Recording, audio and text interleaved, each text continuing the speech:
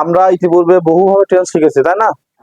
বহুভাবে tense শিখেছি। টেন্সের বিশাল বড় বড় মানে অধ্যায়, বিশাল বড় বড় শীট, অনেক নিয়ম কানুন, প্রেজেন্টের 12টা টেন্স হাবি জাবি মুখস্থ করেছি, অনেক কষ্ট করেছি, তাই না? শেষে দিন শেষে কি হয়, মনে থাকে না কোনটা কোন টেন্স চিনতে পারি না। আমার টেন্স পড়ে লাভটা কি? আমি যদি টেন্স চিনতেই না পারি, একটা টেন্স থেকে আরেকটা টেন্সে পরিবর্তনই না করতে পারি, ওই টেন্স আমার পড়ে লাভ কি? বাংলা সংজ্ঞা বাংলা অনেক হাবিজাবি, নানান কাল হাবিজাবি পড়ে, এইসব তো আমাদের পরীক্ষা পড়বে না। তাহলে আমাদের এমন একটা ভাবে পড়া উচিত যেখান থেকে আমাদের সহজে আমরা টেন্স নির্ণয় করতে পারবো, সেটা বাক্যটা টেন্স চিনতে পারবো, এবং যদি বলা হয় আরেকটা টেন্স পরিবর্তন করো, মানে আমাদের ন্যারেশনে লাগবে এরকম, বা ভয়েস চেঞ্জে লাগবে। তো এইগুলো টেন্স যদি কারোর অসুবিধা থাকে, তাহলে সে ভয়েস চেঞ্জ বা ন্যারেশন বা ম্যাক্সিমাম গ্রামারই সে পারবে না। তো যাই হোক, আজকের আমরা খুবই শর্টকাট, এখানে লেখা আছে টেন্স এট এ গ্লান্স, মানে এক নজরে টেন্স। এক নজরে আমরা এক নজরে যদি এটা একটু মানে মনে ধারণ করতে পারি, তো আমাদের টেন্স শেষ। যতটুকু সময় আমাদের মুখস্থ করতে লাগবে, ততটুকু সময় আমাদের টেন্স বুঝতে লাগবে। তো আমরা একটু প্রথম থেকে পড়ি। এইখান থেকে আমরা পড়ি verb 1, verb 2, verb 3, verb present form, past form আর পাস্ট পার্টিসিপল ফর্ম আমরা সবাই জানি।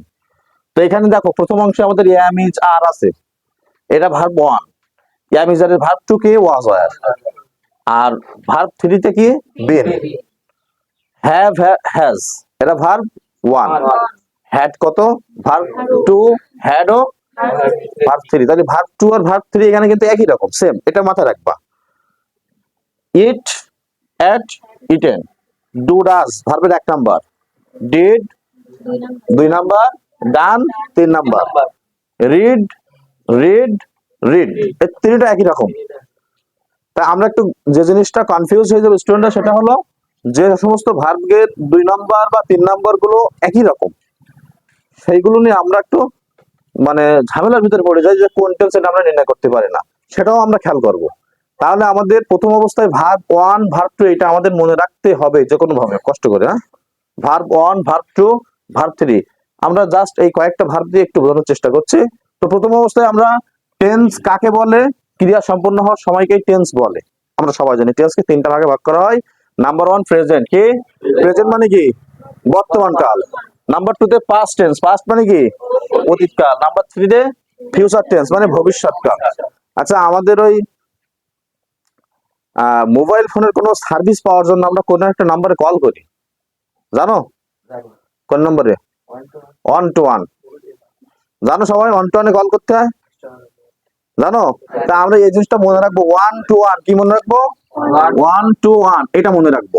এই যে টেন্স নির্ণয়ের সঠিক উপায় কি, 121 মনে রাখবো আমরা একটু মুখস্থ।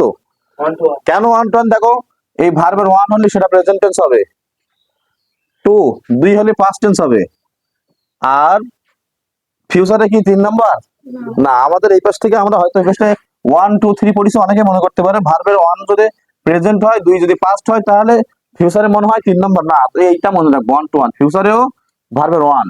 তাহলে আমাদের প্রশ্ন হতে পারে যে ভার্বের 1 তো 2 জায়গায়, তো কখন প্রেজেন্ট আর কখন ফিউচার? ফিউচার হওয়ার আগে আমাদের শ্যাল উইল থেকে আসবে। তো আমি শুধু উইল কেন লিখছি, কারণ আমরা সকল পার্সনের সময় আমরা উইল ব্যবহার করতে পারি, কিন্তু শ্যাল ব্যবহৃত ফার্স্ট পার্সনে, আবার আমরা ফার্স্ট পার্সনে উইল ব্যবহার করতে পারি। এই কারণে আমরা ম্যাক্সিমাম ক্ষেত্রে উইল ব্যবহৃত হয়, যার কারণে আমি লিখছি 121, অর্থাৎ শেষের এই 1 এর আগে উইল খুঁজতে হবে। শ্যাল উইল এর থেকে যদি থাকে তাহলে সেটা কি হবে? ফিউচার। আমরা লেখা বন্ধ করবো, সবাই মুখস্থ করবো এটুকু। তাহলে এখানে কি আমাদের মুখস্থ হয়ে গেছে? এই 3টা টেন্সকে আমরা চিনতে পারবো, ভার্বের 1 2 1, 1 2 1। শেষের 1 এর ভিতরে পার্থক্য কি? 2 1 এর ভিতরে শ্যাল উইল, তাই না? থাকলে কোন টেন্স হবে? ফিউচার। মনে থাকবে? ওকে। এইবার এই সকল টেন্সকে আবার 4টি ভাগে ভাগ করা হয়। সেই 4টি ভাগকে প্রথম ভাগ হলো ইনডেফিনিট, এর বাংলা হলো অনির্দিষ্ট বা সাধারণ। এর আরেকটা নাম আছে, তা হলো সিম্পল। কি? সিম্পল।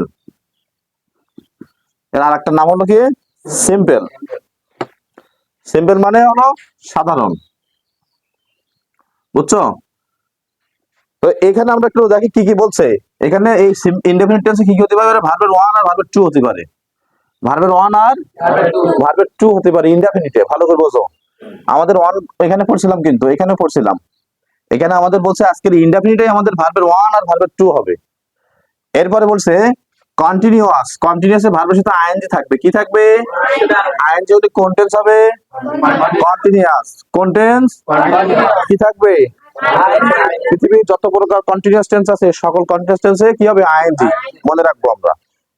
তো একটা জিনিস আমরা মাথায় রাখবো, ভার্বের ওয়ান আর ভার্বের টু যে বাক্যে ব্যবহৃত হবে সেই বাক্যে ভার্ব থাকবে একটি। তবে যখন ফিউচার টেন্স হবে তখন দুটি হতে পারে, কারণ উইল একটা ভার্ব, ওর পরে আমাদের ভার্ব ওয়ান, তখন তো দুটি হচ্ছে এখানে তো লাগা। কিন্তু ম্যাক্সিমাম ক্ষেত্রে আমাদের ইনডেফিনিট টেন্সে ভার্ব থাকবে হলো একটি।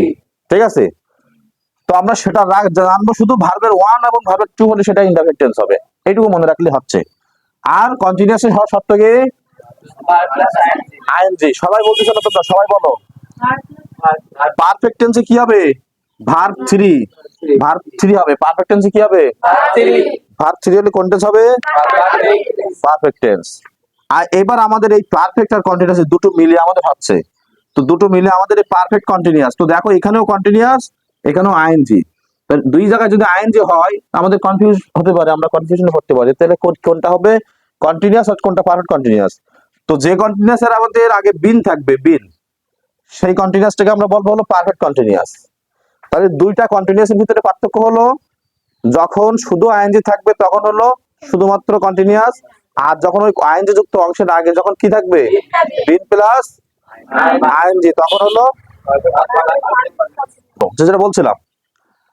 তো আমাদের তাহলে ইনডেফিনিট চেনবো আমরা ভার্বের ওয়ান টু, তারপরে ভার্বের ওয়ান টু হলো ইনডেফিনিটে, কন্টিনিউয়াসে কি ভার্বের আইএনজি, আর ভার্বের থ্রি কোন জায়গায়? পারফেক্টে। আর পারফেক্ট কন্টিনিউয়াস বললে আমাদের আইএনজি হবে। তো ভার্বের 3 নম্বর যেখানে থাকবে সেখানে ভার্ব কটা থাকবে? ভার্বের 1 নম্বর 2 নম্বর যেখানে থাকবে সেখানে ভার্ব কটা থাকবে? একটি। আমরা আপাতত এটা মুছে দেই। ভার্বের 1 নম্বর এবং 2 নম্বর যেখানে থাকবে সেখানে ভার্ব কয়টা? একটি। ভার্বের 3 নম্বর যেখানে হবে সেখানে হলো দুইটি। আমাদের এখানে ভার্ব আছে কয়টা? একই রকম না? এখানে সব একই রকম না?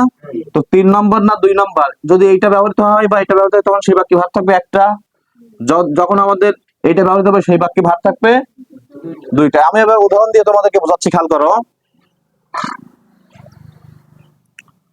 I am a student. অনেকেই মনে করবে যে গঠনে আমরা সারা জীবন পড়ে আছি সাবজেক্ট প্লাস অ্যামিজার প্লাস ভার্বের সাথে আইএনজি প্লাস অবজেক্ট, তাহলে প্রেজেন্ট কন্টিনিউয়াস টেন্স। অ্যামিজার আছে না, ওর পরে আর ওই আইএনজি দেখবে না, ওই অ্যামিজার দেখি বলে দেবে না, আমাদের এটা বলা ভুল। আইএনজি না থাকলে কোনো অবস্থাতে কন্টিনিউয়াস হবে না। তো এখানে আমাদের এই যে অ্যাম ভার্বের কত নাম্বার? 1 নম্বর হলে কি হয়? প্রেজেন্ট। এখানে রাখা আছে না প্রেজেন্ট, এই টেন্সের সাথে নিচেরতে আরেকটা নেওয়া লাগবে আমাদের। তাহলে নিচেরতে আমাদের আবার 1 নম্বর কোন জায়গায় আছে? ইনডেফিনিটিভ। তাহলে এই প্রেজেন্ট, এই ইনডেফিনিট, তাহলে এই বাক্যটা কোন tense? Present indefinite. I have a cow. তো এই বাক্যটা অনেকে মনে করে কি হ্যাভ হ্যাজ থাকলে মনে হয় পারফেক্ট টেন্স হয়। আই হ্যাভ হ্যাজ থাকলে পারফেক্ট টেন্স হয় মনে করে, কারণ আমাদের প্রেজেন্ট ইনডেফিনিট টেন্সে আমরা মুখস্থ করেছি যে সাবজেক্ট প্লাস ভার্ব ওয়ান বা ভার্বের প্রেজেন্ট ফর্ম প্লাস অবজেক্ট এরকম মুখস্থ করেছি। আর প্রেজেন্ট পারফেক্ট টেন্সের গঠনে মুখস্থ করেছি কি subject plus have has plus ভার্বের 3 নম্বর রূপ বা পাস্ট পার্টিসিপল মুখস্থ করেছি। এবার ও মাথায় খেয়াল হয়ে যায় যে হ্যাভ হ্যাজ তো পারফেক্ট টেন্সের গঠনে, তখন আমাদের কি বলবে? ও নিঃসন্দেহে প্রেজেন্ট পারফেক্ট টেন্স বলে দেবে, কিন্তু এটা না। তাহলে এটা কোন টেন্স? এটা কত নাম্বার ভার্বের? 1 নাম্বার। 1 নাম্বার হইলে কি হবে? প্রেজেন্ট। আবার 1 নাম্বার কোন জায়গায় লাগা আছে? ইনডেফিনিটে। বুঝছো? কথা বোঝা গেছে? যদি আমাদের এর পরে I have done the work, এবার আমাদের হ্যাভ আছে, তো এই হ্যাভ থাকলে কোন টেন্স হবে? হ্যাভ থাকলে ভার্ব ওয়ান মানে সেটা কোন টেন্স? Present tense. এবার এরপরে আরেকটা ভার্ব আছে, এটা ভার্বটা কত নাম্বার? 3 নাম্বার। দেখো এই 3 নাম্বার হলে কোন টেন্স হবে? পারফেক্ট। তাহলে এই বাক্যটা এখন এই প্রেজেন্ট আর 3 নম্বর জন্য পারফেক্ট, প্রেজেন্ট পারফেক্ট টেন্স। বুঝতে পেরেছো? তো ঠিক একই ভাবে যদি মনে করো এখানে থাকে যে দে are playing, they are playing, এটা কোন টেন্স? Present continuous tense. যদি আমাদের এখানে আর না থেকে ওয়ার থাকে, ওয়ার থাকে কি হয়? পাস্ট কন্টিনিউয়াস, কারণ আইএনজি হলে কন্টিনিউয়াস, আর আগের ভার্ব থেকে আমাদের এখান থেকে চিনতে হবে।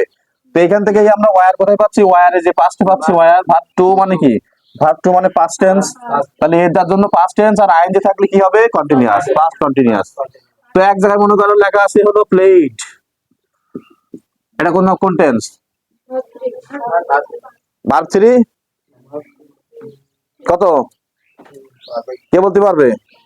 ভার্ব 2 ওটা, এটা ভার্ব 2, এটা ভার্ব 2, ভার্ব 2 আর 3 তো একই।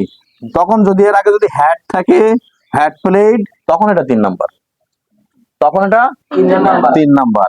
কিন্তু আমাদের প্রথম অবস্থায় যদি থাকে ওটা আমরা 2 নাম্বার ধরবো, যদি পেলে থাকে এটা 1 নাম্বার, তার মানে ওটা ইনডেফিনিট টেন্স। এটা ইনডেফিনিট টেন্স, 1 নাম্বার হলে indefinite tense, present indefinite tense. এটা আমাদের 2 নাম্বার রূপ, এটা হলো পাস্ট ইনডেফিনিট টেন্স। যদি আমাদের এর সাথে আইএনজি থাকে তাহলে কি হবে? না, কোনো প্রেজেন্ট কন্টিনিউয়াস হবে কেন? কোনো কন্টিনিউয়াস না, শুধু কন্টিনিউয়াস, আইএনজি হলে কন্টিনিউয়াস।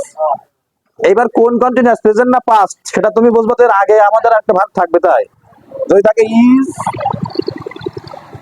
এই ইজ কোন জায়গা আছে? ভার্ব 1, ভার্ব 1 থাকলে প্রেজেন্ট হয়। এইবার প্রেজেন্ট কন্টিনিউয়াস, যদি এখানে থাকে ওয়াজ, পাস্ট কন্টিনিউয়াস। যদি থাকে উইল, তাহলে উইল থাকলে কি হয়? Future, future continuous, shall will. এভাবে আমাদের টেন্স কিন্তু চিনতে হবে, বুঝতে পেরেছো? এবার আমরা আসি যেখানে ভার্বের 3টা রূপ একই। রিড ভার্ব কত? তো 2 বা শোনো, ভার্বের 1 নাম্বার এবং ভার্বের 2 নাম্বার দুটোই হবে। কেন? দেখো, ভার্বের 1 নাম্বার এবং 2 নাম্বার যেখানে হবে সেখানে ভার্ব কটা থাকবে? একটি। তার মানে এটা প্রেজেন্ট ইনডেফিনিট টেন্সও বলতে পারি আমরা, পাস্ট ইনডেফিনিট। সাবজেক্ট অবজেক্ট হাবি জাবি সবকিছু লাগে থাকে, তো টেন্সে শুধুমাত্র ভার্ব, শুধুমাত্র ভার্বটুকু লাগে। দেখো এখানে যদি থাকে যে আই রিড বুক, এটা কোন টেন্স? এবার বলো, আই রিড বুক কোন টেন্স? Present indefinite. কেন? এটা এটা ভার্বের প্রেজেন্ট ফর্ম, এটা ভার্বের 1 নাম্বার, তাই আমরা প্রেজেন্ট ইনডেফিনিট বলছি, তাই না? কারণ এই আমাদের 1 নম্বরও এখানে লেখা আছে প্রেজেন্ট, বা এখানে ইনডেফিনিট লেখা আছে। তাই তো দেখো তো, এটা যদি আমরা পাস্ট টেন্স নিতে হবে না? এটা পাস্ট টেন্স হলে হবে কিনা? এই পাস্ট টেন্সেও তো রিড পরিবর্তন আছে। এটা ভার্বের 2 নাম্বার এবং 1 নম্বরের ভিতরে কোনো পার্থক্য আছে? নেই। তো ভার্বের 2 নাম্বার এবং ভার্বের 1 নাম্বার যেখানে হবে সে বাক্যে তো ভার্ব একটি থাকবে, একটি তো ভার্ব আছে। তাহলে আমাদের এই সূত্র অনুযায়ী তো মিলে যাচ্ছে। তাহলে ওটা কি প্রেজেন্ট টেন্স এবং পাস্ট টেন্স দুটোই হবে, যে যা ধরবে ওটা প্রেজেন্ট পাস্ট দুটোই হবে, যখন subject third person singular number ব্যতীত অন্য কোনো সাবজেক্ট থাকবে। এবার আমি বিষয়টা বলি, দেখো যদি এখানে থাকে হি রিড বুক, এইবার কোন টেন্স বলো? এইবার কোন টেন্স? Past tense. এবার আর প্রেজেন্ট টেন্স হবে না, কেন? হ্যাঁ, এবার আমাদের আর পাস্ট টেন্স হওয়ার সুযোগ নেই। কারণ দেখো এখানে আমাদের একটা নিয়ম আছে, থার্ড পারসন সিঙ্গুলার নাম্বার হলে ভার্বের সাথে এস বাই যোগ, এটা প্রেজেন্ট টেন্সে, কিন্তু পাস্ট টেন্সের কথাটা বলা হয়নি। তাহলে এটা থার্ড পারসন সিঙ্গুলার নাম্বার হওয়ার পরেও ভার্বের সাথে যখন এস বাই এ যোগ নেই, তখন ও নিঃসন্দেহে past tense, past indefinite tense. Okay. আর যদি এখানে আমাদের এস বাই যোগ থাকে তখন আর কিন্তু পাস্ট টেন্স হবে না, তখন প্রেজেন্ট টেন্স। ক্লিয়ার বিষয়টা? ভার্বের একই রকম রূপ যদি হয় তখন আমরা এইভাবে পরিবর্তন করে গ্রামার অনুসারে টেন্স ডু ডাজ নিয়ে আসতে পারি না। কি নিয়ে আসবো, কোন সাবজেক্ট কি পার্সন, আমরা খেয়াল করতে পারি না, ওটা খেয়াল করতে হবে। এইবার যদি এখানে লেখা থাকে যে হি হ্যাজ রিড বুক, এইবার কোন টেন্স? হি হ্যাজ রিড বুক, এবার কোন টেন্স? তো দেখো আমাদের অবস্থায় ভার্বের এটা 2 নাম্বার কি 3 নাম্বার? ভার্বের 2 নাম্বার যেখানে সেখানে ভার্ব কটা থাকে? এটা তাহলে এখানে এর আগে একটা ভার্ব এসে গেছে না, তাহলে এটা ভার্ব 3 নাম্বার রূপ। এটা এখন এটা ভার্বের হলো 3 নাম্বার রূপ। 3 নাম্বার হলে পারফেক্ট টেন্স হয়। কি হয়? 3 নাম্বার হলে পারফেক্ট টেন্স। এবং কোন পারফেক্ট?